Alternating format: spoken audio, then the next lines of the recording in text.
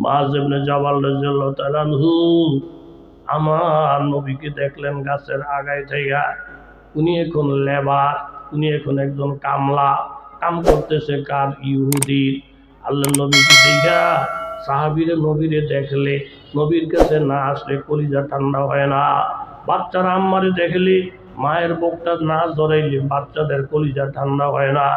যারা আমার নবীর আসে, নবীরে দেখতেছে, নবীর সাথে মোলাকাত করবে না, এটা কোনোদিন তারা মাইনা নিতে পারে না। মুআয ইবনে জাবাল রাদিয়াল্লাহু আনহু গাছের থেকে নামলেন, লাইমা আইসা নবীজির সামনে সালাম দিলেন। আল্লাহর নবী সালামের জবাব দিলেন।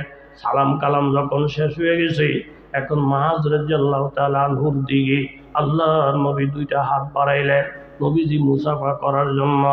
আল্লাহর নবী যখন হাতটা বাড়াইয়া দিলেন, মুআয ইবনে জাবাল আস্তে আস্তে হাতটা পিছের দিকে সরাইয়া ফেলে। নবীজি বলেন, মুআয, নবীর হাতের সাথে হাত মিলে মুসাফা করবা, এটা কি তোমার ভালো লাগে না? মুআয, তুমি বোধহয় জানো না, দুই মুসলমান দুই হাত লাগাইয়া যখন মুসাফা করে, এই মুসাফার দ্বারা দুজন মুসলমানের গত জীবনের সব সগীরা গুনাহ মাফ হইয়া যায়। মুসাফা কিন্তু খবরদার এক হাতে না, এক হাতে মুসাফা এগুলা বেদাত, এক হাতে কোনো মুসাফা নাই। মুসাফা করবেন জোরে বলেন কয় হাত দিয়া? দুই হাত দিয়া। আপনারও দুই হাত, যিনি আপনার সাথে করবে উনিও লাগাইবে দুই হাত। এক হাত যদি লাগায়, বলে এক হাতটা অর্ধেকটা মুসাফা আমি করি না, পরিপূর্ণ মুসাফা করতে পারলে করেন, আর না হয়ে চলে যান। মুসাফা হবে দুই হাতে। আল্লাহ নবী বললেন, মুআয, আমি হাত বাড়াইতেছি মুসাফার জন্য, তুমি কেন হাতটা পিছনের দিকে নিয়ে যাও? তুমি কি নবীর সাথে মুসাফা করতে মন চায় না? মুআয ইবনে জাবাল কান্না দিলেন, ইয়া রাসূলুল্লাহ, আমি দুনিয়াদার হয়ে গেছি, একজন ইহুদির বাড়ির কামলা হয়ে আমি খেজুরের আগাছা পরিষ্কার করছি। এই দুনিয়ার কাজকর্ম করতে গিয়া আমার হাতের মধ্যে ময়লা লাগছে, আমার হাতের মধ্যে ধুলাবালি লাগছে। আমার এই ধুলাবালিওয়ালা হাত আল্লাহ নবীর পবিত্র হাতের সাথে কেমনে মেলামো, এই জন্য আমি ডরে হাত বাড়াই না। আমার হাতের মধ্যে ধুলাবালি, আল্লাহ নবীর হাত মোবারক, আল্লাহ নবীর হাত পবিত্র, এই ধুলাবালিওয়ালা হাত কিভাবে নবীর হাতের সাথে মিলাবো, এই জন্য আমি হাত বাড়াইতে চাই না। বাবা, নবীর প্রতি তাদের কেমন দরদ, নবীর প্রতি তাদের কেমন ব্যথা। উহুদের যুদ্ধে একটা সময় ছিল সাহাবায়ে কেরাম বিজয় হয়ে গেছিলেন, কিন্তু নবীর একটা কথা অমান্য করার কারণে একটা পাহাড়ের মধ্যে আব্দুল্লাহ ইবনে জুবায়ের রাদিয়াল্লাহু আনহুর নেতৃত্বে 50 জন সাহাবী আল্লাহ নবী নির্ধারণ করলেন আর বইলা গেলেন, আমরা বিজয় হই আর পরাজিত হই, আমি নবীর হুকুম ছাড়া এই পাহাড়ের জায়গা তোমরা ছাড়বা না। এক পর্যায়ে মুসলমান বিজয় হয়েই গেলেন। এই টাইমে কিছু কিছু সাহাবীরা বললেন, আল্লাহ নবী যেহেতু বিজয় হয়ে গেছে, চলো আমরা তাড়াতাড়ি গিয়ে গনিমতের মাল সহযোগিতা করি, এখন উপকার হবে। কিন্তু আমির বললেন, না, নবীর হুকুমের বাইরে চলা যাবে না। নবী বলছেন এখানে দাঁড়িয়ে থাকতে, আমরা যেটা থাকি মরা থাকি, তোমরা এখান থেকে সরবা না আমার হুকুম না পাওয়া পর্যন্ত। শেষ পর্যন্ত 50 জনের মধ্যে 10 জন দাঁড়িয়ে রইলেন আর 40 জন চলে গেলেন। এই যে নবীর হুকুমটা অমান্যের কারণে আল্লাহ তাআলা উম্মতের উপরে বিপদ চাপাইয়া দিছে। নবীর হুকুম অমান্য করলে তুমি যদি সাহাবীও হও, তুমিও রেহাই পাইবা না। আমার নবীর হুকুমের দাম তোমার থেকে অনেক বেশি। এক পর্যায়ে এই 10 জন সাহাবী শহীদ হয়ে গেল। এই ফাঁক দিয়া খালেদ ইবনে ওলীদ লোক নিয়ে পিছনের থেকে ঢুইয়া মুসলমানদের উপরে হঠাৎ কইরা এমন ভাবে আক্রমণ করলো রে, মুসলমানের পাও দাঁড়াইয়া থাকার পরিবেশ ছিল না, এদিক সেদিক ছত্রভঙ্গ হয়ে গেল। যদিও তাদের ক্ষমার ব্যাপারে পরবর্তী যে কোরআনের আয়াত আছে, তখন আল্লাহর নবীর সাথে শুধু 12 জন মুসলমান ছিল। জোরে বলেন কয়জন? বুখারী শরীফের রওয়ায়াত, শুধু 12 জন মুসলমান নবীর টাইনে ছিল। তাদের ইচ্ছা হলো, এই আমার নবীকে ময়দানে রাইখা আমরা কোন দিকে যাব নবীর তুইয়া। 12 জন সাহাবী থাকার পরে আল্লাহ নবী সুসংবাদ দিলেন, এই বিপদের মুহূর্তে আমার সঙ্গে থাইকা যারা আমাকে পাহারা দিতেছে, এর মধ্যে যারা শাহাদাত বরণ করবে তারা আমার সাথে একই জান্নাতে বসবাস করবে। জোরে বলেন সুবহানাল্লাহ। এর মধ্যে একজন সাহাবী কাতাদা ইবনে নুমান, উনিও নবীজির আশেপাশে আছেন। হঠাৎ করে উনি শুনতে পাইল দূরের থেকে কয়েকজন কাফের পরামর্শ করে মুহাম্মদের চোখ বরাবর তীর মার, মুহাম্মদের চোখগুলা কানা ফেরা দে, অন্ধ ফেরা দে, দুনিয়াটা যেন আর না দেখে। এই কথাটা শুই না কাতাদা রাদিয়াল্লাহু আল্লাহর কাছে হাত বাড়াইছে, আল্লাহ গো, কাফেররা তো বড় দুষ্ট, তোমার নবীর চোখ বরাবর যদি তীর মারে, তোমার নবীর চোখ যদি শহীদ হয়ে যায়, নবী যদি অন্ধ হয়ে যায়, তাহলে আমরা অনেক কিছু হারিয়ে ফেলবো। আল্লাহ, আমি নবীর আশেপাশে থাকবো, নবীর সামনে ঘোরাফেরা করব, কাফেরেরা তীরটা মারলে এই তীরটা আমার চোখে ঢুকাইয়া দিও, তোমার নবীর চোখগুলোরে তুমি হেফাজত রাখো। আমার চোখের বিনিময়ে যদি নবীর চোখ হেফাজতে থাকে, তাহলে আমার জীবনটা ধন্য হয়ে যাবে। জোরে বলেন সুবহানাল্লাহ। একজন মেয়ে লোক ছোট একটা বাচ্চা কোলের মধ্যে নিয়ে মসজিদ নবীর দরজায় দাঁড়ায় দাঁড়িয়ে বলে, ও নবীর সাহাবীরা শুনো গো, আল্লাহর নবীর কাছে বলো, একজন মা নবীর সাথে কথা বলতে চায়। আল্লাহর নবী আসলেন, মা কি কৈফিয়ত নিয়ে তুমি আসছো গো মা? বলি, ইয়া রাসূলুল্লাহ, জিহাদে যাওয়ার জন্য প্রত্যেকটা ঘর থেকে পুরুষেরা নবীর সঙ্গে দল বেঁধে বেঁধে আসে, কিন্তু আমার কপাল খারাপ, আমার ঘরে নবীর সঙ্গে জিহাদে যাওয়া কেউ নাই। আমার স্বামী শহীদ হয়ে গেছে, আমার বড় ছেলেটাও শহীদ হয়ে গেছে, এখন এই শিশু বাচ্চাটা ছাড়া আমার ঘরের মধ্যে আর সম্পদ কেউ নাই। আমি শিশু বাচ্চাটাকে কোলে করে নিয়ে আসি, নবী আমার এই বাচ্চাটাকে জেহাদে নিবে। নবী বলেন, মাগো, তোমার এই শিশু বাচ্চা কে পাহারা দিবে? সে তো জেহাদের কিছুই বুঝবে না। মা বললেন, ইয়া রাসূলুল্লাহ, আমি জানি আমার ছেলে জেহাদ করতে পারবে না, এই বাচ্চাটাকে আপনার কাছে শোয়া রাখবেন। কেউ যদি আপনাকে টার্গেট করে তীর মারে, কেউ যদি আপনারে টার্গেট করে পাথর মারে, ওই তীর পাথর নবী আপনার গায়ে পড়লে আপনার শরীর থেকে রক্ত ঝরবে।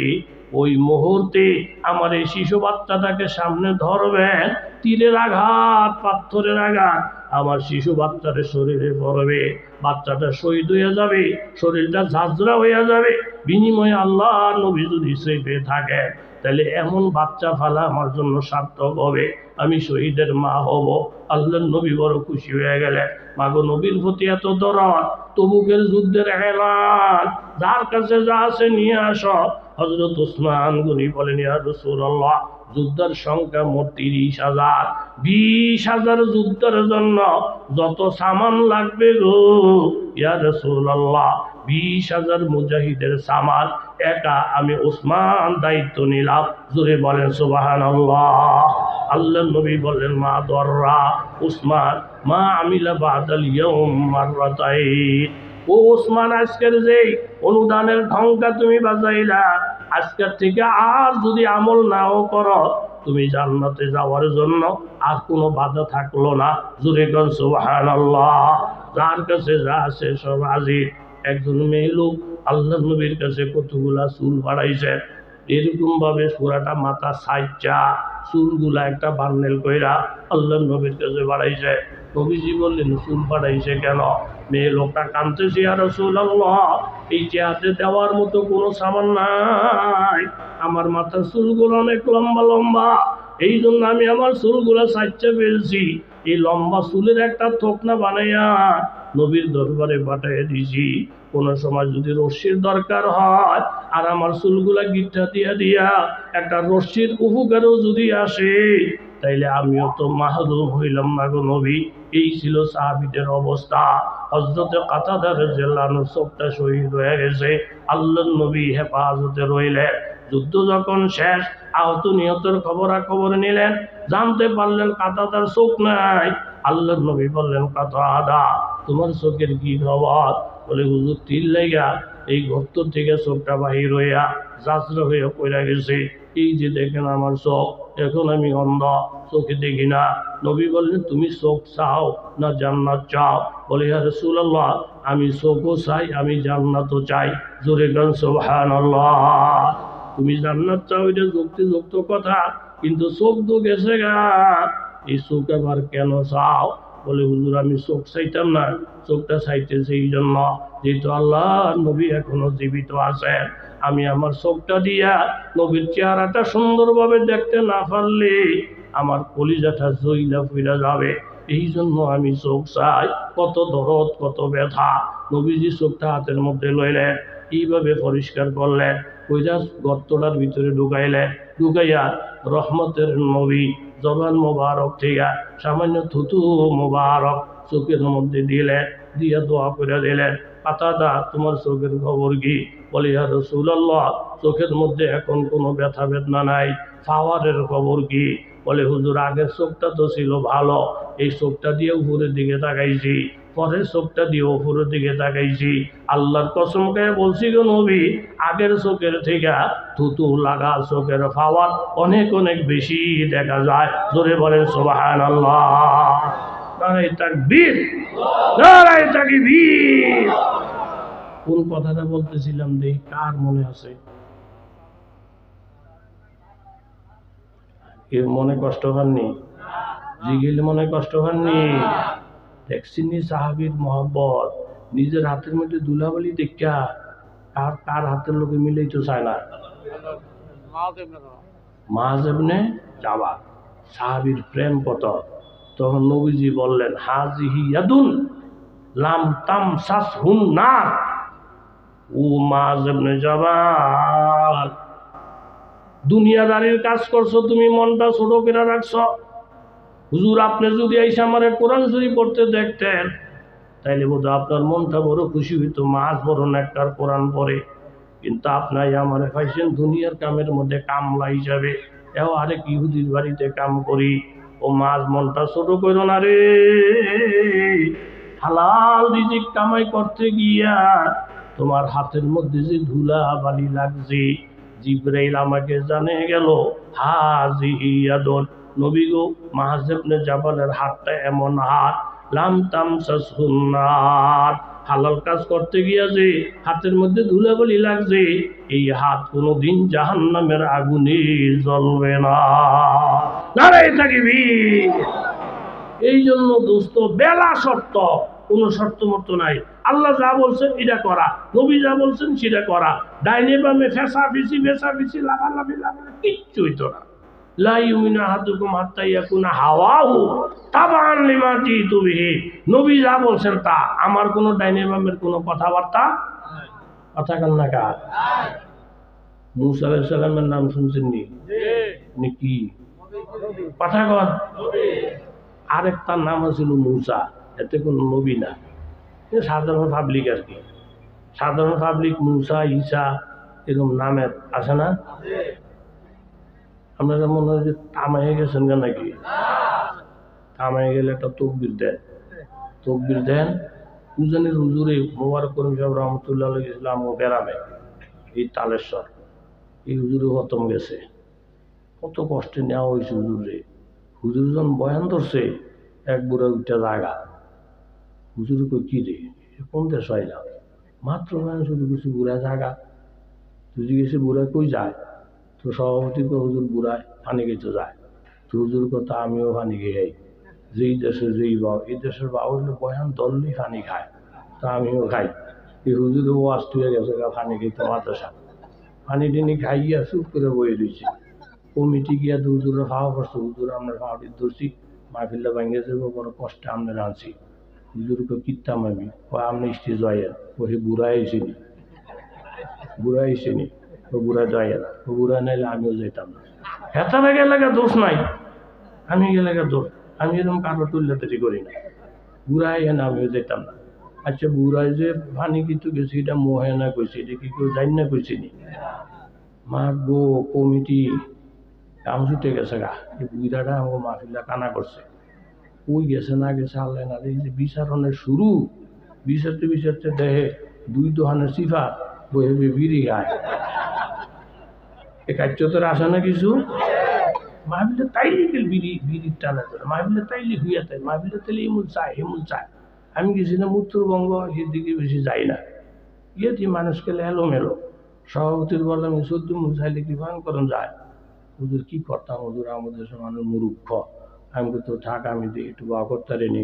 আমি বললাম যে আমি 1 2 3 জন বলমু, আপনার এই দিক সেদিক না তাকাইয়া আমার দিকে তাকাইবেন। আমি সাদা না কালা যেমন তাই, আমি আলেম, শুধু আমার দিকে চাইবেন, এক মিলে পারবেন নি? হুজুর পারব। পরে কইলাম 1 2, অনেকক্ষণ জিরে হেঁটে টাইম দিতে হইব তো, জিরে হেঁটে এবারে কইছি 3। ওমা অর্ধেকটি আমার দিকে চাইছে আর ভাইটি ভিসের কাছে চাই রয়েছে। আমি সভাপতির কইছি আমি এনে বয়ান করতাম না, আপনার আরেক বক্তা আনেন, হেতারও আমার চিনে না, আমি এগুলো চিনি না। হুজুর কি হিসে? আমি কুকুরা আমার দিকে চাইবই, কামড়ে পারলো না, অর্ধেক চাইছে ভাইটি ভিসে চাই রয়েছে। সভাপতিকে না হুজুর, এরা বলছে দেখি আমরা দাওয়াত দিছি, ফিসে চাইছে গা। ও হুজুর এটা উরুস মাহফিল তো, পিছনে খিচুড়ি ফাঁক হইতেছে, ফোনটা এটির ভিতরে 12 বইল বুদ্ধি। এই দিনে মনে করছে কি সভাপতি হুজুরের কানে কানে কই দিছে সব দুজন হুজুরের দিকে চাইবো, এ ভাগ দিয়ে ডেক লই হলে যাব। এই সন্দেহ ভিতরে আন্দাইছে এলিগে খেলে এমুদ চায়।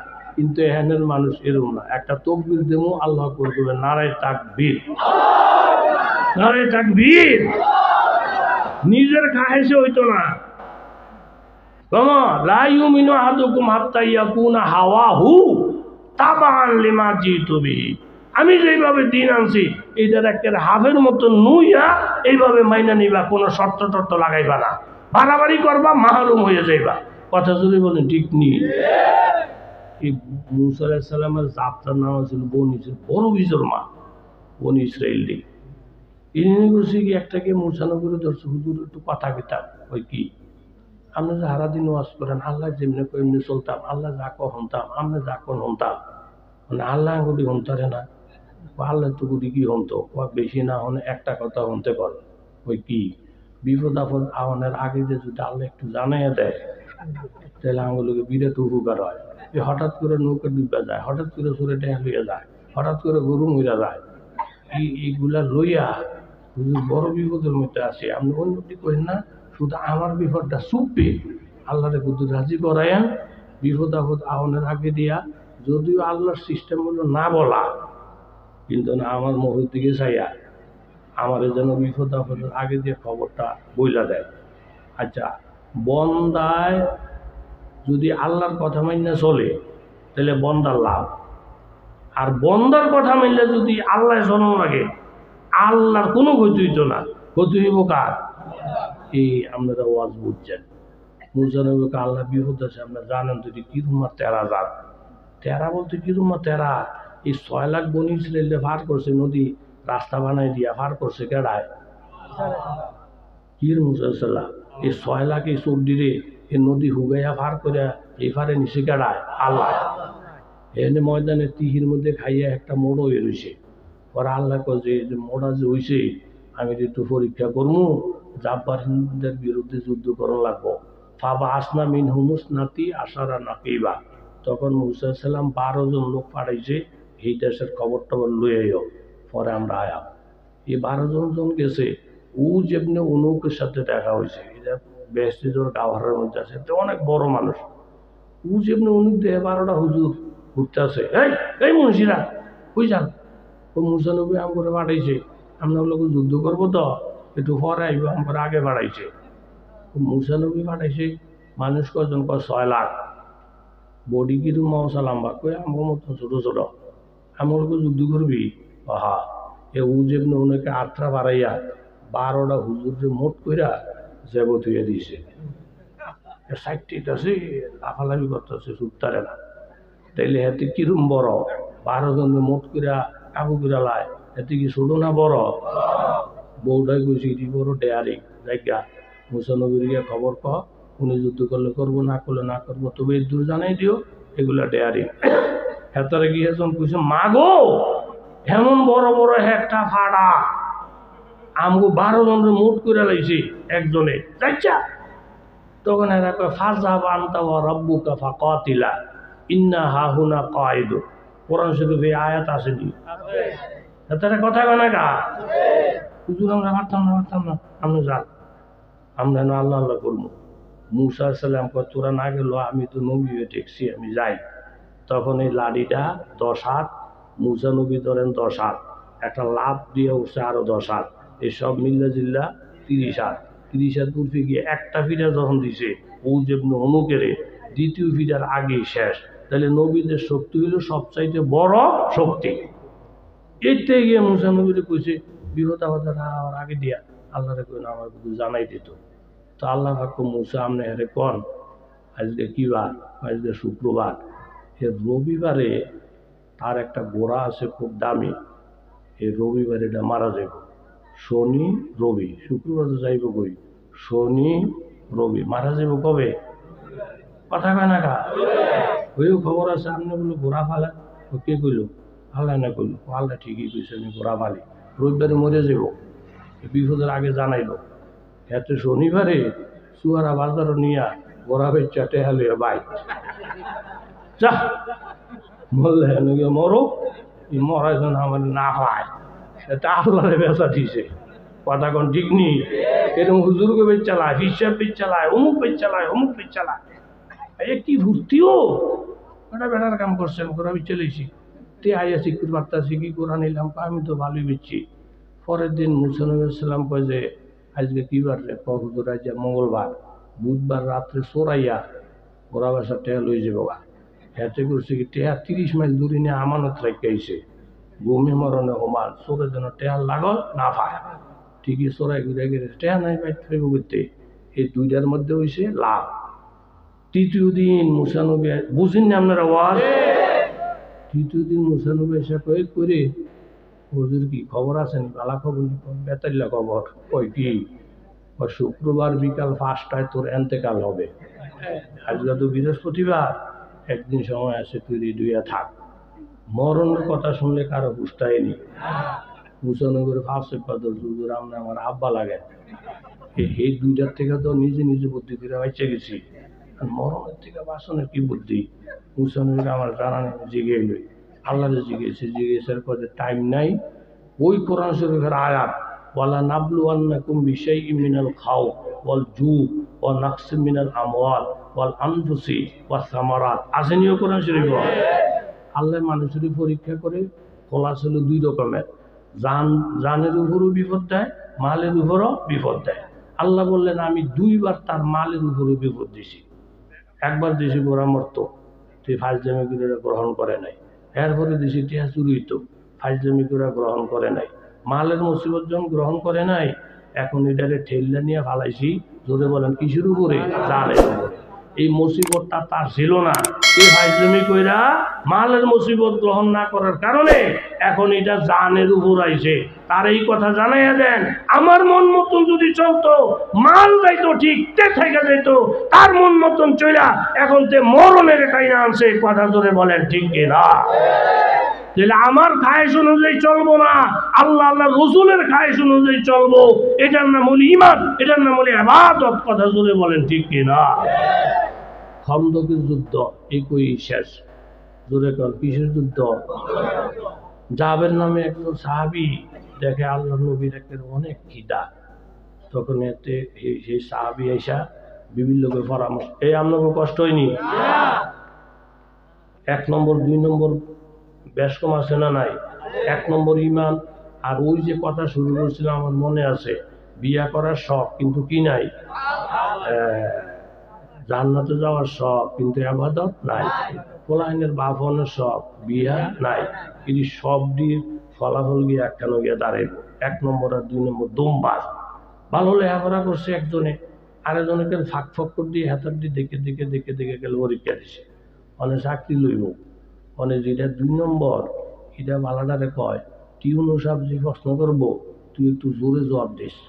সারা জীবন তো তোর জবাব হিনা বাস করছে, আজ বাস করব। এখন টিউনো সাহেব বর্ডারে জিজ্ঞেসে যে হুজুর ওই কি বাংলাদেশ স্বাধীন 1970 সনে? তো এতে কয় স্যার বাংলাদেশ স্বাধীন 1970 সনে। আইনজীব বেড়া তো দুনিয়ার খারাপ, লগে লোক স্বাধীনতা দেয় না, এই যুদ্ধ করে এই করে এই করে স্বাধীন 1970-এ, ফাইনাল হয়েছে 71-এ।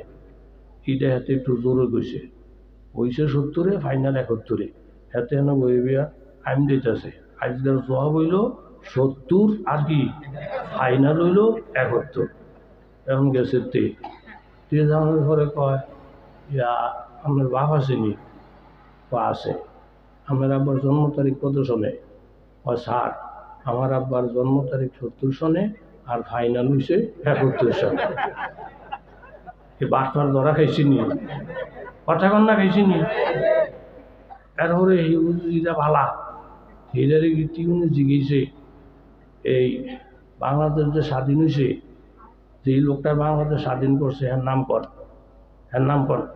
যেই লোকটা বাংলাদেশ স্বাধীন করছে এর কি কর, কথা কর না কা নাম তো কর স্যার। বাংলাদেশ স্বাধীনের মধ্যে তো অনেক লোক জড়িত, মানে কার নাম কইলে আবার কেড়া বেচার হয় না না হয়। বাংলাদেশ অনেক বেশি মিলে টিলে স্বাধীন করছে, মানে আমি কার নাম কমু, একজনের নাম কইলে আরেকজনে বেজার। তো ইডি হাতে একটু জোরে কইছে, অনেকে তো লোকে জড়িত, কার নাম কমু, একজনে কইলে আরেকজন বেজার, হাতে নাম দিতেছে। আজ যার জবাব হইল অনেক লোক জড়িত, কার নাম কইলে আবার কেড়া বেজার হয়। তারে আবার ডাক দিছে, ডাক দিয়ে জিজ্ঞাসা করে যে আপনার জন্মদাতা কেডায়, আপনার ওই স্যার এখানে তো অনেক লোক জড়িত, আর নাম কইলে আবার কেডা বেজার হয়। ধরা খাইছিনি এই দুইটা মেশাল যে কি লিগা রঙের লিগে দেই নাই, ধরা খাইছিনি কথা কন। এই আরেকজনের নকল হওয়ার কারণে আসল আর নকলের ব্যবধান অবশ্যই আছে, কথা জোরে বলে ঠিক কিনা। ইয়া জসিম ভাই হুজুর আইসিনি, ও তো হুজুর আমার লাগা। আচ্ছা হুজুরের স্বাধীন মতো জসিম ভাই আপনার লইয়েন। তাহলে জাবের রাদিয়াল্লাহু দেখছে আল্লাহ নবী, তোরে কন কি ক্ষুধার্ত, আরো জোরে কন। বললো কি পরামর্শ করছে, বিবি আসেনি বড় কিছু, কয় একটা বকরির বাচ্চা আছে জবাই করবো, এরপরে আটা আছে, রুটি, আপনাকে কষ্ট হয়নি, রুটি বানাবো, আপনি গিয়ে চুপি নবীজির দাওয়াত দিয়ে আসেন। তো জাবের রাদিয়াল্লাহু কাছে গিয়া হুজুর অল্প আটা অল্প গোস্ত, আপনার দাওয়াত। নবীজি কি বুঝতে ভুল করছে, কয়জনের দাওয়াত, নবীজি দাঁড়ান। এই বাড়িওয়ালারা দাঁড়া করাইয়া নবীজি একটা আলান দিলেন, এই খন্দকের যোদ্ধারা আপনারা যেই কয়জন আছেন আপনাকে প্রত্যেকের দাওয়াত এ জাবের সাহেবের ঘরে, জোরে কোন সুবহানাল্লাহ। আল্লাহ জাবের অকিন হয়ে গেছে, আমি দিলাম একজন, নবী দিল 1000 জন, বুখারী শরীফে আছে সংখ্যা 1000। একটা দৌড় দিয়ে বাড়িতে এসে বিভিন্ন লোক বুদ্ধি করতো, বিবি নবীরে একজনের কথা কইছি, নবী 1000-এর কথা কয়, কি করবো কি করবো। আমদেশে বেরিয়ে হইলে আধা ঘন্টা হুজুর করে গাইলে তো হুজুরকে খাইছো তো দিই 5 জন গুলো 25 জন, 25 জন গুলো 30 জন, লন করো তালা দিয়ে হলে যাইয়া খাই খাগা। এরকম কন্যা মেয়ে লোক আসেনি। বিবি ডাইকা বলেন, স্বামী আমার, আমরা হইছি নবীর উম্মত, নবী হইলেন আমাদের নবী, আমাদের খেয়াল হইল একজন, উম্মতের কথা মাইনা চলা নবীর উপরে ফরজ না, নবীর উপরে ওয়াজিব না। আর নবীজি হুকুম করলেন 1000, আমাদের বুঝা শোক না শোক নবীজির হুকুম মাইনা মাইনা চলা প্রত্যেকটা উম্মতের জন্য ফরজ হয়, ওয়াজিব হয়।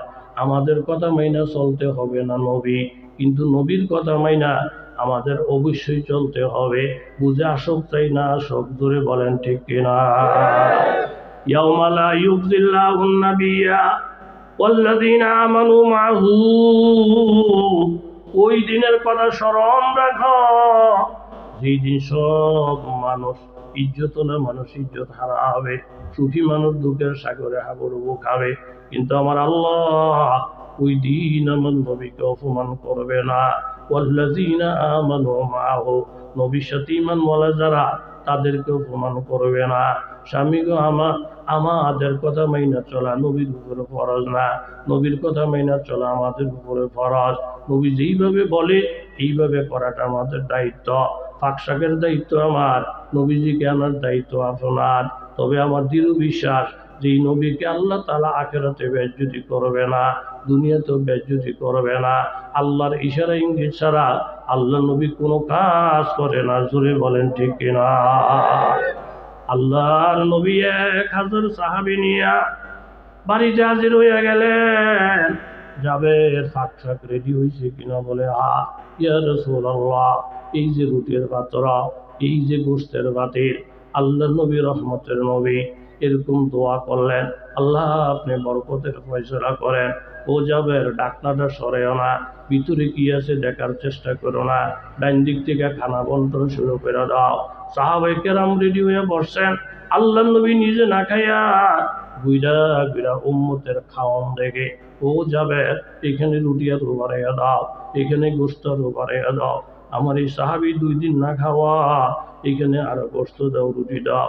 এইভাবে ঘুরে ঘুরে আল্লাহর নবী দেখে 1000 সাহাবী পেট ভরে যখন খাইলেন, খাওয়া যখন শেষ, হযরত জাবের চিন্তায় ঘুরে গেলেন, আজকের আসল মেহমান তো রহমতের নবী।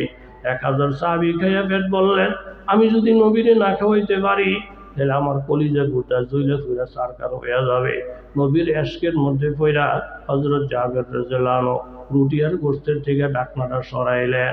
সরাইয়া আমার নবীকে ডেকে বলেন, ইয়া রাসূলুল্লাহ, আল্লাহর কসম খেয়ে বলছি গো নবী, 1000 সাহাবী খাওয়ার আগে যেই পরিমাণ রুটি আর গোশত পাতিলের মধ্যে ছিল, 1000 সাহাবীর খাওয়া শেষ।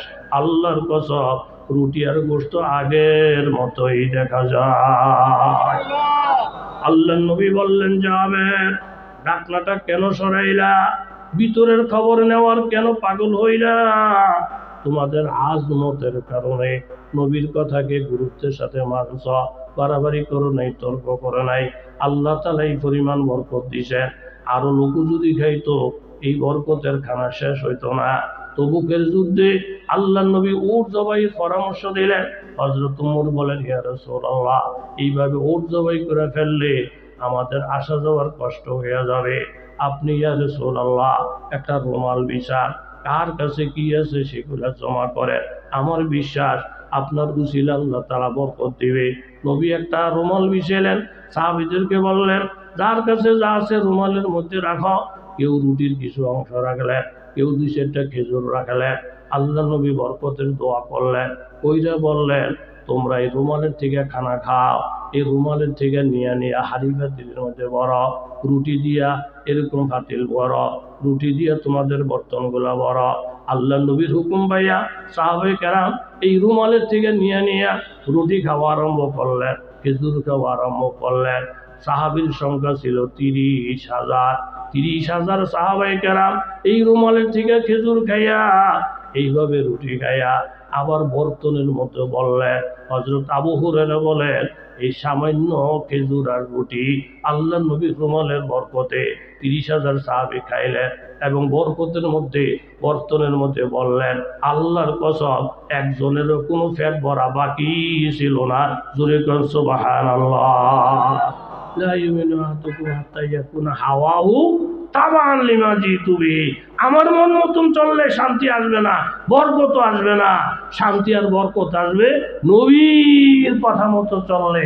বুঝে আসুক চাই না আসুক, কথা কোন ঠিক নেই। আলহামদুলিল্লাহ, আলহামদুলিল্লাহ নাহমাদুহু ওয়া নাস্তাঈনুহু ওয়া নাস্তাগফিরুহু ওয়া নাউযু বিল্লাহ ونعوذ بالله من شرور أنفسنا ومن سيئات أعمالنا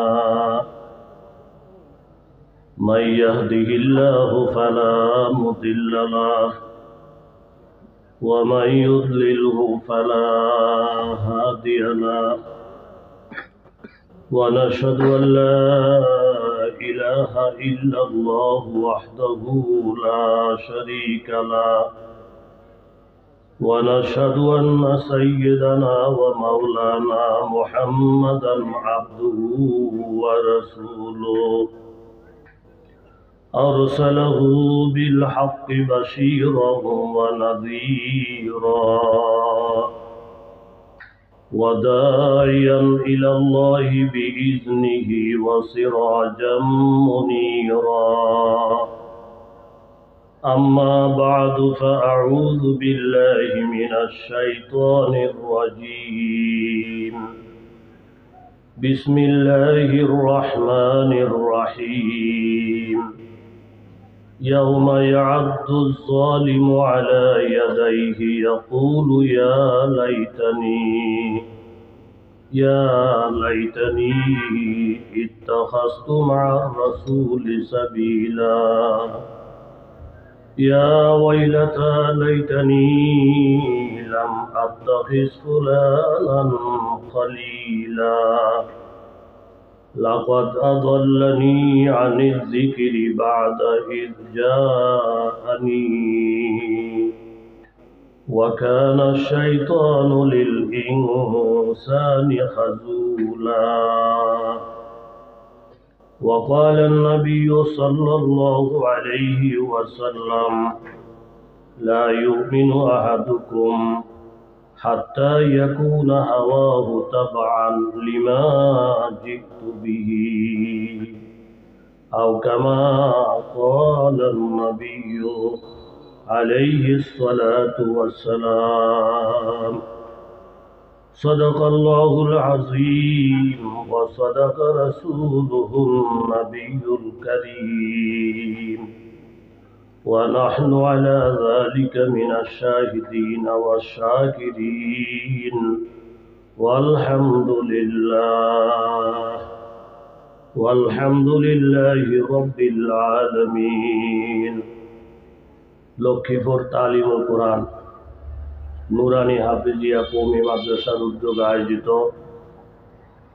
আজকের এই মাহফিলের সম্মানিত সুযোগ্য সভাপতি কুমিল্লা জেলা কওমি মাদ্রাসা সংগঠনের সম্মানিত সভাপতি ফিরে কামেল আল্লামা নুরুল হক সাহেব, শাইখুল হাদিস ও মহাপরিচালক বটগ্রাম মাদ্রাসা কুমিল্লা, উপস্থিত আছেন মুআজ্জাজ মোহতারাম দিগার হযরত উলামায়ে কেরাম, মুরব্বিয়ানে আযম, বিভিন্ন জায়গা থেকে আগত ইসলাম প্রিয় কোরআন হাদিস প্রিয় মুসলমান ভাইয়েরা, আল্লাহ পাকের দরবারে অসংখ্য অগণিত শুকরিয়া, যিনি দয়া মায়া করে আপনাকে আমাকে বিভিন্ন মহল থেকে বাছাই করে পছন্দ করে আহলুল্লাহদের মজলিসে, আল্লাহ ওয়ালাদের মজলিসে আসার বসার জন্য তৌফিক দান করেছেন।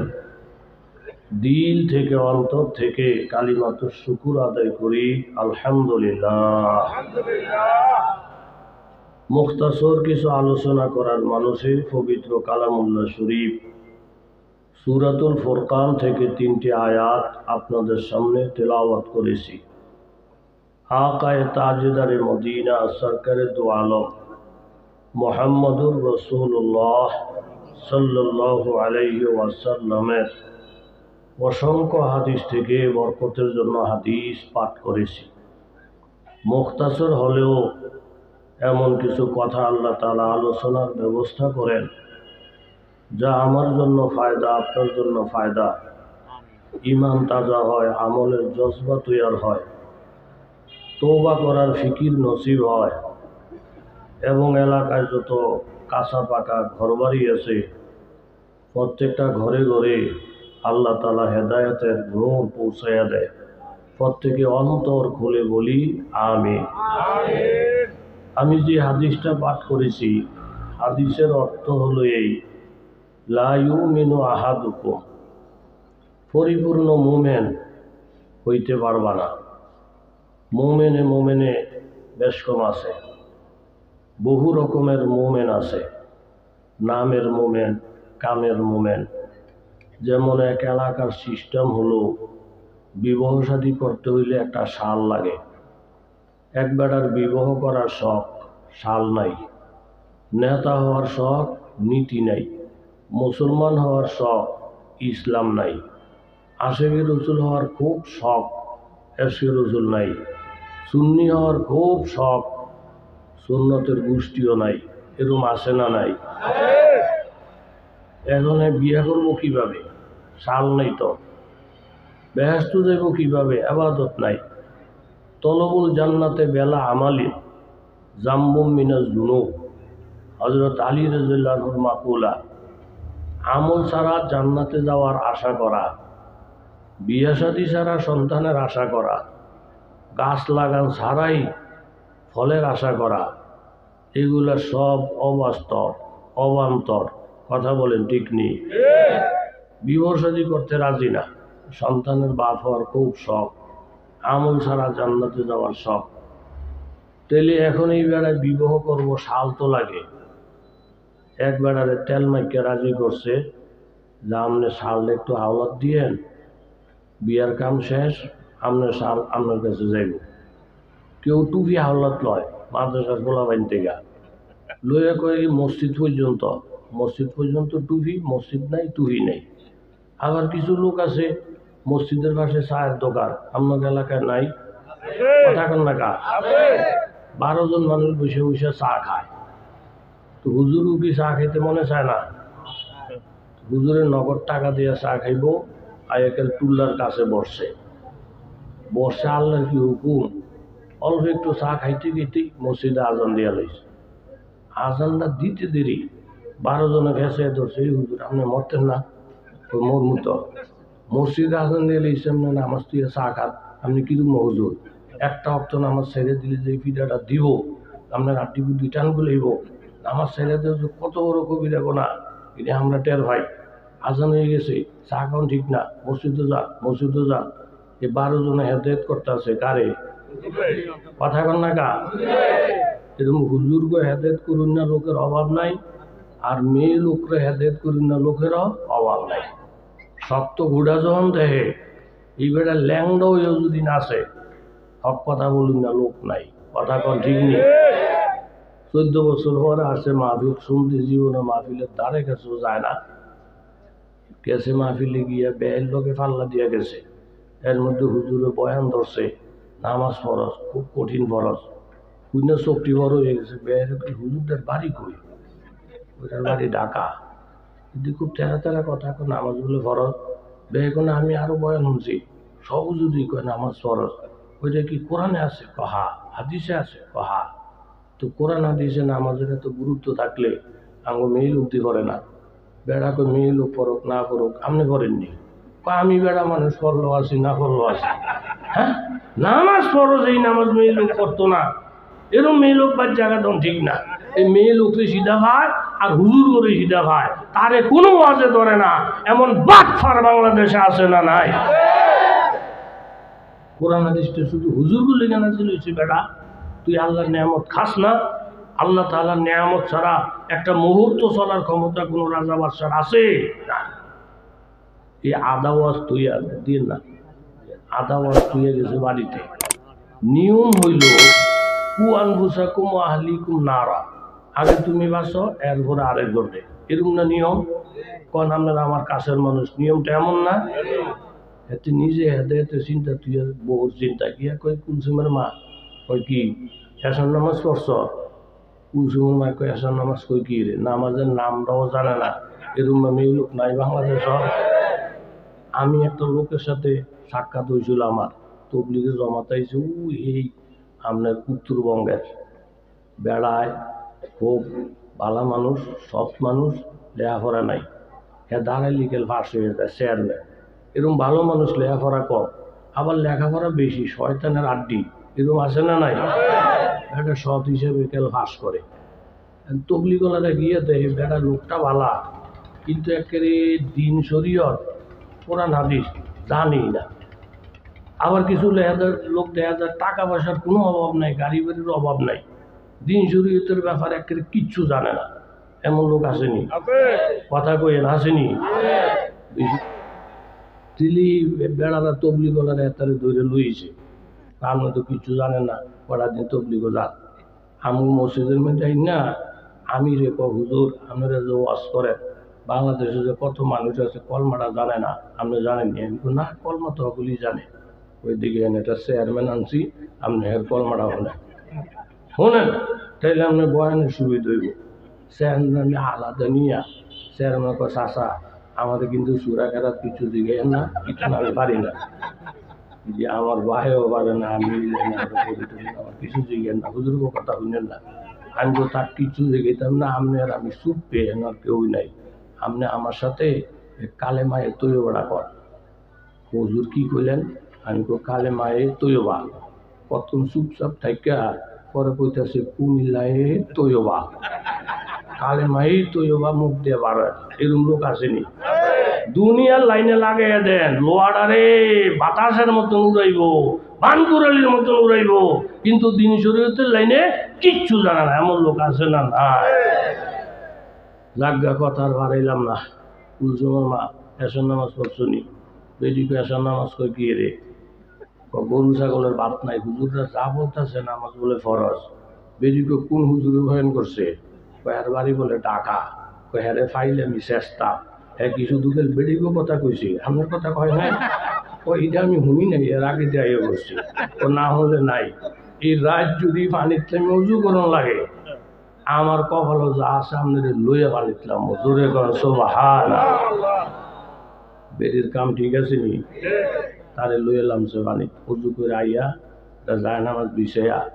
আমরা তো জীবনে নামাজ টামাজ করি না, আমাদের কোন হুজুরে চেতাই দিছে আমরা দুজনে মিল্লা দিলি ফরমু, তো ইমামতিটা আমনি করে আপনি যেহেতু বেড়া এই যে হুমিয়া তো এত ভিতরে ভিতরে খুব খুশি হয়। আমি যে উপযুক্ত ইমামের যোগ্য, দুনিয়ার কেউ টের না হইল, আমার বউ ঠিকই টের হয়েছে। হ্যাঁ বুঝি টের হয়েছে, হুজুর দিনে আঙুরে দেখতারে না, হুজুর দিনে আঙুরে দেখতারে না, কিন্তু আমি যে ইমামের যোগ্য বউ টের পাইছে খারো আমার বাম পাশ দিয়া। এতে খারি যে ইমামতি জায়গা শক্ত কইরা, এতে মনে করছি ইমামতি করা আর কলা চুল্লা খাওয়া একরকম সহজ সহজ। এরকম মনে করেন না পাবলিক আসেনি বাংলাদেশ। একদিন গেছি এলাকার মধ্যে যাওয়ার পরে হুজুর সর্বনাশ হয়ে গেছে। ওই কি ওই মসজিদের মধ্যে আমাদের ইমামও নাই, মুয়াজ্জিনও নাই। হুজুরও একটা মারামারি লেগে গেছে। আমি কিন্তু সভাপতি আসিল না, ও আসিল, তো সেক্রেটারি ও আসিল, এলাকার বাইরে লোকটি ও সভাপতি আছে, কে নাই? ওই ইমাম নাই, মুয়াজ্জিন নাই, একসাথে ইমামও নাই মুয়াজ্জিনও নাই। আমি কেমন এত বদল বদল করতে আছেন? একসাথে ইমাম নাই মুয়াজ্জিন নাই মানে শুধু দুইটা লোক নাই, আর হাজার হাজার মানুষ এলাকাতে আছে। এই দুইটা লোক না থাকাতে এলাকা অচল হয়ে গেছে। আরে বাপরে, তাইলে তো বোঝা গেল দুইটা লোক খুব গুরুত্বপূর্ণ।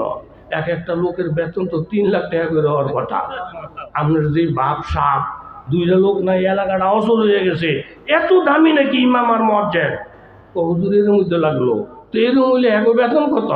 কৌজি ইমামের বেতন হইলো 6,000, মুয়াজ্জিনের বেতন হইলো 4,000। এই 6,000 টিকা 4,000 টিকা কর্মচারী বাংলাদেশে 2 লাখও যদি না থাকে, কারো আইতো না যাইতো না, বেতনের ভাবে তো বোঝা যায় না এরা যে এত জরুরি। কিন্তু এমন কথায় যা বোঝা যায়, 2 লোক নাই পুরা দেশ বরবাদ হয়ে গেছে। তাহলে বুঝে গেলে এরা খুব গুরুত্বপূর্ণ পার্সন। এরা যদি না থাকে, হাজার হাজার বাড়ি হলেও যদি থাকে, লাখ লাখ কর্মচারী যদি থাকে, কিছু আসেও না যায়ও না। এই দেশ বাঁচাইতে হইলে এই দুইটা মানুষের বেশি প্রয়োজন। কথা জোরে বলেন ঠিক কি না? এতে ঠেলা দিয়ে দাঁড়াইছে কই? কথা কন না? আমি মনে করছি বয়ান করে বয়ান কমন আমার জীবনে। এতে দাঁড়াইছে কোন জায়গা? ঠেলা দিয়ে দাঁড়াইলিস। দাঁড়াইছে বউটা মোটামুটি চালাক আছে। কই ইয়া কুসুমের ভাব কই কি আমি রেকর্ড করে সৌদি আরবের জান আমার দাঁড়াইছে নদী করতে, জান আমাদের দোয়া জানেন মা গো, খারুতে খারুতে দোয়া তো শুরুই হইল মাত্র। নিয়ত বানবেন এই দোয়া পারেননি, হয় না। ফাতেহার পরে যে সুরা মিলান লাগে 114টা সুরা, কোনটা মিলাইবেন, কোনটার লোকে কি ফেস লাগাবেন রেডি আসেনি, হয় না। পরে মাথাটা তলের ফেল দিয়া কি করবে, এরপরে আবার তলের ফেল দিবে কি করবে। বেরিজন বেসে এলেছে গাড্ডে উঠে কয় কুসুমের মা, মা গো দুনিয়ার ফেস, দুনিয়ার ফেস যে হুজুররা ভরতাছে এতারই বড়, আর তুই হইয়া থাক আমি হইয়া থাই। এই ফাটে লাড়া দিয়া যে একটা বিপদ দায়িত্ব আনছি আমি, আমার আকল থাকলে জীবনে এই সমস্ত ফাট জীবনও লাড়া দিতাম না। তুই হইয়া থাক আমি হইয়া থাকি। আজও গেছে, আমও গেছে, সালাও গেছে। কথা জোরে বলেন ঠিক কিনা? পাবন্দিয়ে তকদিরে হে পাবন্দিয়ে আহকাম, पाबंदी तकदीर है पाबंदी आकाम। ये मसला मुश्किल नहीं आए मर्द करदमान, एक आन में सुबार बदल जाती है तकदीर, है उसका मुकल्लद अबिना खुश अभी खुरसान। तकदीर के पाबंद न बाता तो जमादात, मुमेन फकत আহকামে এলাহি কহে পাবন। ও এলাকার যুবক তরুণ বাবারা, ব্যবসায়ী বাবারা, চাকরিজীবী বাবারা, আশেপাশে অনেক বাড়িঘর, পর্দানিসীন মায়েরা, প্রত্যেকের অনুরোধ করে বলবো গো মা, ওয়াজ নসিহত প্রতিদিন হবে না। ও যুবক বাবা, আল্লাহ বলারা প্রতিদিন আসবে না। লক্ষ বছর হায়াত দিয়ে আমার আল্লাহ আপনাকে আমাকে জমিনে পাঠান নাই। ওয়াইউআখিরুকুম ইলা আজালিম মুসাম্মা, প্রত্যেকটা মানুষের জন্য আমার আল্লাহ নির্ধারিত একটা সময় দিয়ে পাঠিয়েছেন। ইজা জাআ, নির্ধারিত সময়টা যখন এসে যাবে, লা ইউআখার, একটা মুহূর্ত বিলম্ব করা হবে না। লাউ কানু ইয়ালামুন, এই জন্য আমার নবী হাদিসের সাথ ফরমান, কাফা বিল মাউতি ওয়াইজা। ও ব্যবসায়ী বাবা, ব্যবসা চালিয়ে যাও। চাকরিজীবী বাবা, চাকরি চালিয়ে যাও। দুনিয়াতে চলতে গেলে বন্ধু আপনার আমার প্রত্যেকের হালাল রিজিক উপার্জন করতে হবে। নামাজ পড়াটা যেমন ইবাদত, একজন দোকানদার দোকানদারি করবে, সহিভাবে ব্যবসা করবে, এটাও ইবাদত। নামাজ পড়াটা যেমন ইবাদত, আপনি যে রিজিকের জন্য চাকরি করেন, এই চাকরিটাও ইবাদত। এমপি সাহেব যে জনগণের সেবা করেন, এটাও একটা ইবাদত। চেয়ারম্যান সাহেব যে জনগণের খবর নেন, এটাও একটা ইবাদত। ইবাদত শুধু নামাজের মধ্যে সীমাবদ্ধ নাই, রোজার মধ্যে সীমাবদ্ধ নাই। আপনার জন্ম থেকে নিয়ে মৃত্যু পর্যন্ত, সকাল থেকে নিয়ে সন্ধ্যা পর্যন্ত, এরকম ফাঁক ঘরের থেকে নিয়ে সংসদ ভবন পর্যন্ত আপনার জীবনের প্রতিটা কর্ম, প্রতিটা চালচলন কিভাবে করবেন বাবা, একটা স্যাম্পল আল্লাহর নবীর মাধ্যমে আল্লাহ আমাদের সামনে পেশ করছেন। যেমন আপনি বিবাহ করছেন, এখন আপনি একজন স্বামী, স্বামীর দায় দায়িত্বটা কেমন হবে নবীর থেকে শিক্ষা নেন, কারণ নবীও স্বামী। আপনি একজন ব্যবসা বাণিজ্য শুরু করছেন, ব্যবসা বাণিজ্যটা কিভাবে করবেন এই স্যাম্পলটা আপনি নবী থেকে শিখতে পারেন, যেহেতু নবীও একজন ব্যবসায়ী। আপনার দীর্ঘদিন সন্তান ছিল না, এখন আপনি সন্তানের বাবা। সন্তানকে কিভাবে লালন পালন করতে হয়, সন্তানকে কিভাবে আদব কায়দা শিখাইতে হয়, এই ব্যাপারেও একটা স্যাম্পল আছে। স্যাম্পল হলো আমার নবী, যেহেতু নবীজিরও সন্তান আছে। এইভাবে আপনি রাষ্ট্র পরিচালনা করবেন। মাত্র আপনি সংসদ ভবনের মধ্যে যাইতেছেন, আপনি একজন এমপি, এই বছর নতুন করে আপনি প্রধানমন্ত্রী হয়েছেন, এর আগে কোনোদিন আপনার অভিজ্ঞতা নাই। আপনি রাষ্ট্রটা কিভাবে চালাবেন এই ব্যাপারে আমার নবীর একটা স্যাম্পল আছে। আমার নবীও রাষ্ট্র পরিচালনা করছেন। আপনি একটা লাইনে লক্ষ্য করেন, আপনি খানার টেবিলে বসছেন, দস্তরখানের মধ্যে বসছেন, হঠাৎ আপনার মনের মধ্যে প্রশ্ন আসছে, আমি খানাটা কিভাবে খাবো, এই ব্যাপারেও আল্লাহ নবীর একটা স্যাম্পল আছে। আল্লাহ নবী খাইছেন, আল্লাহ নবী পান করছেন, তাহলে এই স্যাম্পলটা আপনি অনুসরণ করেন। আপনি এমন কোনো লাইন খুঁজে পাইবেন না যেই লাইনের মধ্যে গিয়া, যেই কাজের মধ্যে গিয়া হাত্তাল খেরা আতা, এমনকি আপনি যে পেশাব পায়খানা করবেন, আপনি যদি জানতে চান পেশাব পায়খানাটা কিভাবে করব, আল্লাহ তাআলা নবীকে মানুষ বানিয়ে পাঠাইছেন। তুমি পেশাব পায়খানার লাইনে, সেখানেও নবীজির একটা স্যাম্পল আছে। লাকাদ কানা লাকুম ফি রাসূলিল্লাহ, যেই লাইনে তুমি হাত বাড়াইবা বান্দা, সেই লাইনে আমার নবীকে স্যাম্পল বানাইয়া রাখছি। আমার নবীর স্যাম্পলটা ফলো কইরা কইরা রাষ্ট্র চালাও, ব্যবসা করো, বিবি চালাও, সন্তান চালাও, আমার নবীর স্যাম্পলটাকে ফলো কইরা খানা খাও, পেশাব পায়খানা করো, শিক্ষকতা করো, চাকরি করো।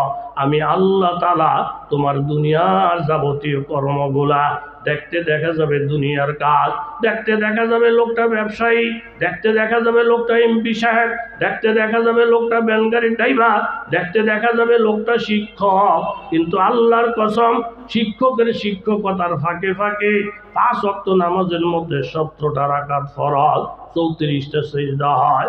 আমার মাবুদ কত বড় দয়ালু, 24 ঘন্টার হায়াত মাবুদ আপনাকে দিলেন, আমাকে দিলেন।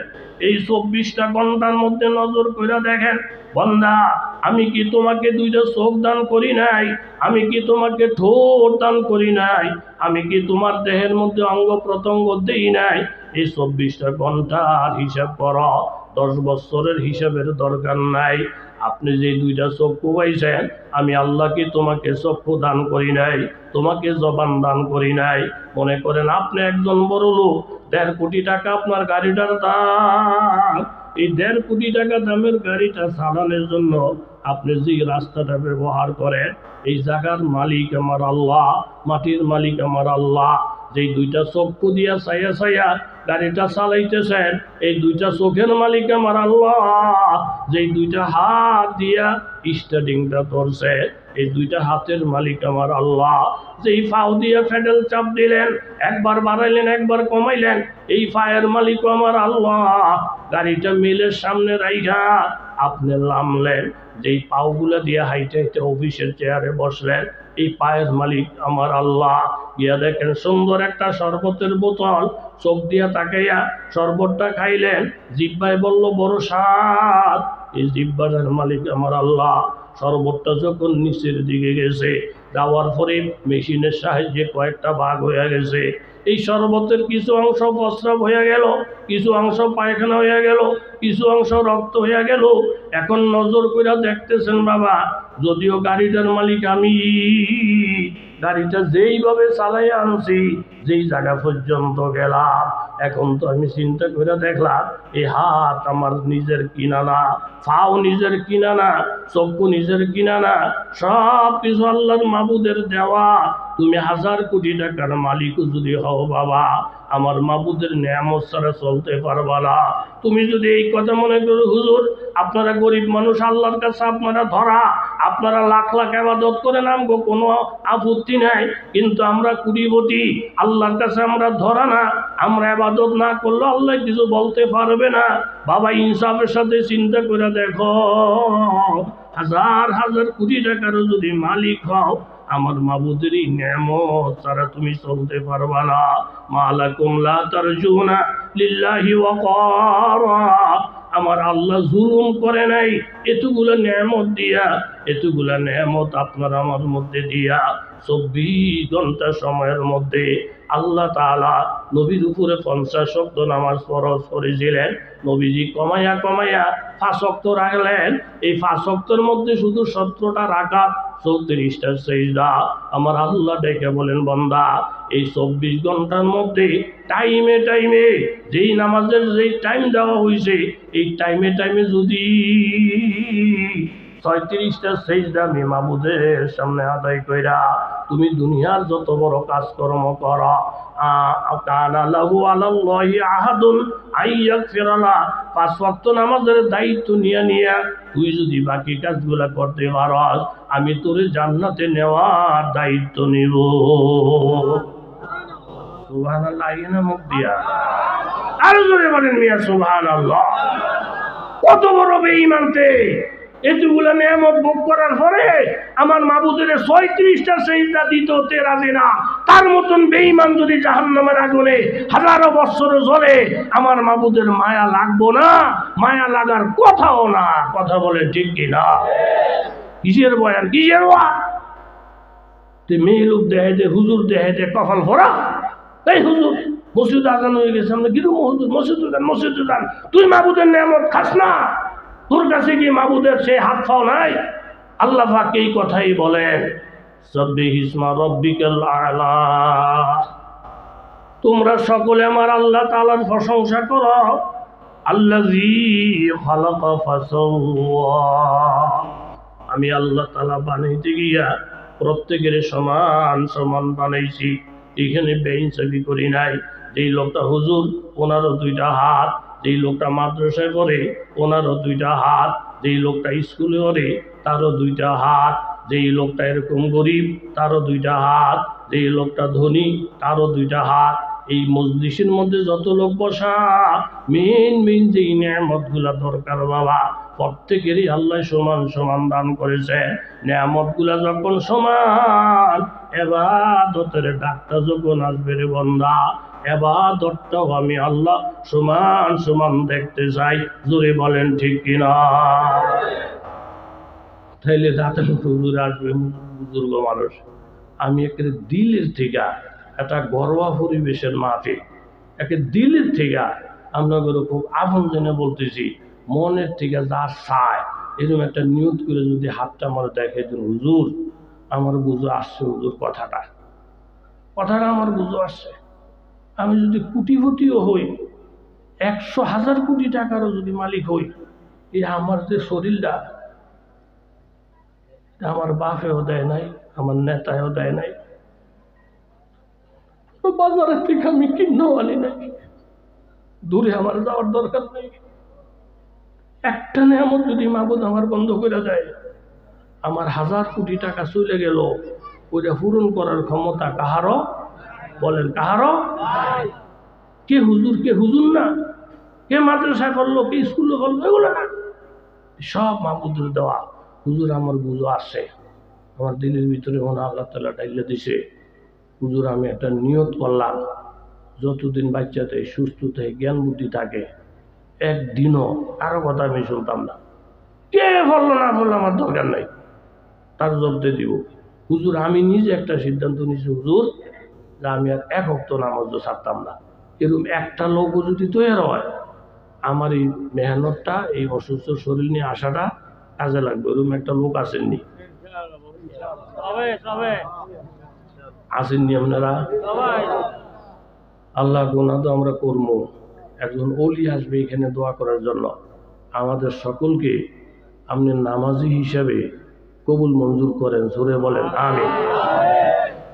মাআজ ইবনে জাবাল, একটু কষ্ট করে বলেন রাদিয়াল্লাহু তাআলা, আরো জোরে বলেন রাদিয়াল্লাহু তাআলা আনহু। এক বেড়ার ইহুদি, বেড়া হচ্ছে ইহুদি, ঘরের মধ্যে খাওয়ান নাই, এখন মেয়ে লোক না খেয়ে খাওয়ানোর পাল্লা, পোলাফেন টোলাফেন কেড়ে না খেয়ে রয়েছে। এখন বুজুর্গি দেখাইয়া বৌদি ঘরের মধ্যে তুইয়া পাহাড়ে গিয়া লাই লা এই লা লাই লা এই লা এরকম পয়সা নিয়ে লাই, ছেলে মেয়ের খবর না লইয়া, বৌদির খবর না লইয়া আপনি পাহাড়ের মধ্যে গিয়া বৈরাগ্যতা অবলম্বন করার, এই কথা আল্লাহ কইছে বন্দারে? তাহলে ছেলে মেয়ের যে খবর লইতেছেন, হালাল কামাই করতেছেন, নামাজ পড়ে যদি ইবাদত, এই দাও জোরে বলেন কি, আরো জোরে বলেন কি ইবাদত। মাআজ ইবনে জাবাল রাদিয়াল্লাহু মতন লোক ইহুদি বেড়ায়, বেড়ায় ইহুদি উগা আমাদের তা উগা, আমি আর কাম করবো, আমার টেহা দিব। হাদিস শরীফের মধ্যে আছে ডবল সওয়াব পাইব ওই লোক, যেই লোক 2 নবীরে পাইছে, ঈসা নবীরও পাইছে, এরপর ঈসা নবী ইন্তেকাল করার পরে এর লম্বা হায়াত আমাদের নবীরও পাইছে। তাইলে হ্যাঁ নেক পাইতে এক পাইব না ডবল হইব? কথা কর কি হইব? ডবল। আর ওই লোকও ডবল নাকি পাইব যেই লোকে যার কাম করে, হ্যার নাম হইল মাওলা। হে কামলায় মাওলারও ঠিক রাখছে, আবার আল্লাহরেও জোরে বলেন কি রাখছে? ঠিক রাখছে। হের কাম হের বাজ মতন করে, আবার নামাজের টাইম হইলে আল্লাহরেও ঠিক রাখে, মালিককেও ঠিক রাখে। নবীজি বলেন এই বেটা ডবল সওয়াব পাইব, জোরে কর সুবহানাল্লাহ। মাআজ রাদিয়াল্লাহু তাআলা আনহু ইহুদির খেজুরের গাছের আগের উঠা ইহুদির আগাছা পরিষ্কার করতেছে খেজুর গাছে, কারণ এই মুহূর্তে উনি হইলেন কামলা। আর যে সমস্ত মানুষ দিনদার, এরা কাজের মধ্যে ফাঁকি দেয় না, কথা জোরে বলেন ঠিক কিনা? ইহুদি বাটপার ইহুদি, মুসলমানের চাকরি করে। এখন ঈদ আইসে আর কয় স্যার আমাদের একটা ঈদ, আমার এই ঈদ উপলক্ষে কিছু বোনাস দেন। ইহুদি হারামি তো, ঠিক আমি বোনাস টোনাস দিতাম না, বোনাস টোনাস দিতাম না, তুই এই চাকরি করলে কর, আর না করলে তুই জাহান্নামে যা। এরকম কথা কই না কিছু লোক আসেনি সমাজ, এতে বুঝছে ইহুদি টেহা দিত না, গেছে গা গিয়া ছুটি মুটি যখন শেষ হয়েছে করা আইসে, আইসের মালিক কি তুই বেহায়, তুই এসব কীর্তি প্রণা না করে দিলাম, তুই এসব কীর্তি আমারে না করছেন কই? হ্যাঁ আপনি আমার কইছেন জাহান্নামে যেতে, কইছি তো ও গেছিলাম জাহান্নামে গিয়ে দেখি আপনাকে মতন ইহুদি মিহুদি জাহান্নামের দুঃখা এই পরিমাণ বইরা রয়েছে, আমার মতন মুসলমান দুহনে জাগই নাই। আর আমি হীরা হয়ে বসছি, জোরে করেন সুবহানাল্লাহ। জাহান্নাম তো আল্লাহ মুসলমানের লেগে বানায় না, বানাইছি সামারদের লেগা, কথা জোরে বলেন ঠিক নি? এর মধ্যে উনি দেখতেছেন নবী সাল্লাল্লাহু আলাইহি সাল্লাম রাস্তা দিয়ে হাইটা যায়। মাআজ ইবনে জাবাল যার ব্যাপারে আছে হযরত জিবরাইল আমিন আইসা নবীজির জিজ্ঞাসা করি, ইয়া রাসূলুল্লাহ আজকে কে মারা গেছে? নবীজি বলেন মাআজ ইবনে জাবাল। ইহতাজ্জা আরশুর রহমান, নবী গো আপনার এই সাহাবীর কেমন দাম, ওনার এন্তেকালে আল্লাহর আরশ পর্যন্ত থরথর করে কাঁপতেছিল। জোরে বলেন সুবহানাল্লাহ। মুআয ইবনে জাবাল রাদিয়াল্লাহু তাআলা আনহু আমার নবীকে দেখলেন গাছের আগায় থেকে। উনি এখন লেবার, উনি এখন একজন কামলা, কাম করতেছে কার? ইহুদির। আল্লাহর নবীকে দেখা সাহাবীরে নবীরে দেখলে, নবীর কাছে না আসলে কলিজা ঠান্ডা হয় না। বাচ্চারা আম্মারে দেখলে, মায়ের বুকটা না জড়াইলে বাচ্চাদের কলিজা ঠান্ডা হয় না। যারা আমার নবীর আসে, নবীরে দেখতেছে, নবীর সাথে মোলাকাত করবে না, এটা কোনোদিন তারা মাইনা নিতে পারে না। মুআয ইবনে জাবাল রাদিয়াল্লাহু আনহু গাছের থেকে নামলেন, লাইমা আইসা নবীজির সামনে সালাম দিলেন। আল্লাহর নবী সালামের জবাব দিলেন। সালাম কালাম যখন শেষ হয়ে গেছে, এখন মুআয রাদিয়াল্লাহু তাআলা আনহুর দিকে আল্লাহর নবী দুইটা হাত বাড়াইলেন নবীজি মুসাফা করার জন্য। আল্লাহর নবী যখন হাতটা বাড়াইয়া দিলেন, মুআয ইবনে জাবাল আস্তে আস্তে হাতটা পিছের দিকে সরাইয়া ফেলে। নবীজি বলেন, মুআয, নবীর হাতের সাথে হাত মিলে মুসাফা করবা, এটা কি তোমার ভালো লাগে না? মুআয, তুমি বোধহয় জানো না, দুই মুসলমান দুই হাত লাগাইয়া যখন মুসাফা করে, এই মুসাফার দ্বারা দুজন মুসলমানের গত জীবনের সব সগীরা গুনাহ মাফ হইয়া যায়। মুসাফা কিন্তু খবরদার এক হাতে না, এক হাতে মুসাফাই গুলা বেদাত, এক হাতে কোনো মুসাফা নাই। মুসাফা করবেন জোরে বলেন কয় হাত দিয়া? দুই হাত দিয়া। আপনারও দুই হাত, যিনি আপনার সাথে করবে উনিও লাগাইবে দুই হাত। এক হাত যদি লাগায়, বলে এক হাতটা অর্ধেকটা মুসাফা আমি করি না, পরিপূর্ণ মুসাফা করতে পারলে করেন, আর না হয়ে চলে যান। মুসাফা হবে দুই হাতে। আল্লাহর নবী বললেন, মুআয, আমি হাত বাড়াইতেছি মুসাফার জন্য, তুমি কেন হাতটা পিছনের দিকে নিয়ে যাও? তুমি কি নবীর সাথে মুসাফা করতে মন চায় না? মুআয ইবনে জাবাল কাইন্দা দিলেন, ইয়া রাসূলুল্লাহ, আমি দুনিয়াদার হয়ে গেছি, একজন ইহুদির বাড়ির কামলা হয়ে আমি খেজুরের আগাছা পরিষ্কার করছি। এই দুনিয়ার কাজকর্ম করতে গিয়া আমার হাতের মধ্যে ময়লা লাগছে, আমার হাতের মধ্যে ধুলাবালি লাগছে। আমার এই ধুলাবালিওয়ালা হাত আল্লাহর নবীর পবিত্র হাতের সাথে কেমনে মিলামো, এই জন্য আমি ডরে হাত বাড়াই না। আমার হাতের মধ্যে ধুলাবালি, আল্লাহর নবীর হাত মোবারক, আল্লাহর নবীর হাত পবিত্র, এই ধুলাবালিওয়ালা হাত কিভাবে নবীর হাতের সাথে মিলাবো, এই জন্য আমি হাত বাড়াইতে চাই না। বাবা, নবীর প্রতি তাদের কেমন দরদ, নবীর প্রতি তাদের কেমন ব্যথা। উহুদের যুদ্ধে একটা সময় ছিল সাহাবায়ে কেরাম বিজয় হয়ে গেছিলেন, কিন্তু নবীর একটা কথা অমান্য করার কারণে একটা পাহাড়ের মধ্যে আব্দুল্লাহ ইবনে জুবায়ের রাদিয়াল্লাহু আনহুর নেতৃত্বে 50 জন সাহাবী আল্লাহর নবী নির্ধারণ করলেন, আর বইলা গেলেন, আমরা বিজয় হই আর পরাজিত হই, আমি নবীর হুকুম ছাড়া এই পাহাড়ের জায়গা তোমরা ছাড়বা না। এক পর্যায়ে মুসলমান বিজয় হয়েই গেলেন। এই টাইমে কিছু কিছু সাহাবীরা বললেন, আল্লাহর নবী যেহেতু বিজয় হয়ে গেছে, চলো আমরা তাড়াতাড়ি গিয়ে গনিমতের মাল সহযোগিতা করি, এখন উপকার হবে। কিন্তু আমির বললেন, না, নবীর হুকুমের বাইরে চলা যাবে না।